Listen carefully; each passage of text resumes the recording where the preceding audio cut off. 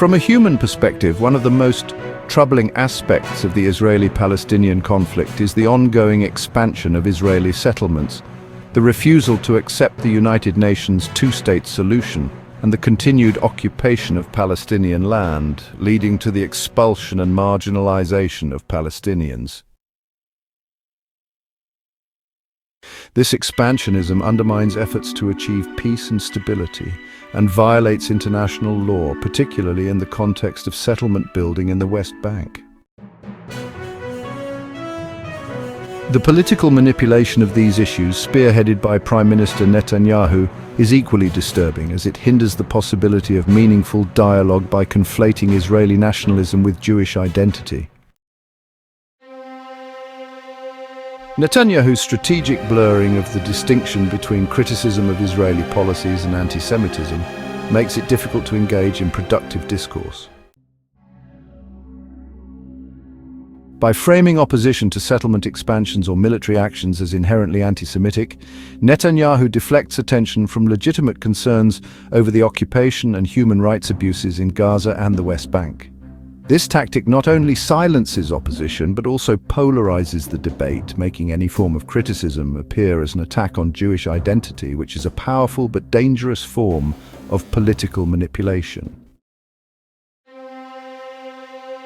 This manipulation of nationalist sentiments fuels a cycle of fear and xenophobia, shutting down any prospects for a solution based on justice and equality. It perpetuates a power dynamic where Palestinians are systematically deprived of their rights and denied their aspirations for self-determination. The blockade of Gaza and the ongoing occupation makes it difficult for Palestinians to live dignified lives, as their movements, resources, and livelihoods are severely restricted. In the context of the historical Nakba, where Palestinians were displaced from their homes in 1948, Netanyahu's policies of settlement expansion and occupation may be seen as repeating patterns of forced displacement. While comparisons to the Holocaust must be approached with caution due to the profound historical and moral weight of that atrocity, it is clear that Israeli state power has been used to systematically marginalize and expel Palestinians, especially through actions that block humanitarian aid, commit acts that resemble ethnic cleansing, and justify these under the banner of national security since the events of October 7th. These practices are widely condemned under international law as they violate principles regarding protecting civilian populations and prohibiting collective punishment. The ongoing expansion of settlements in the West Bank, deemed illegal under international law, and the Israeli government's rejection of the UN-backed two-state solution further erode possibilities for peace.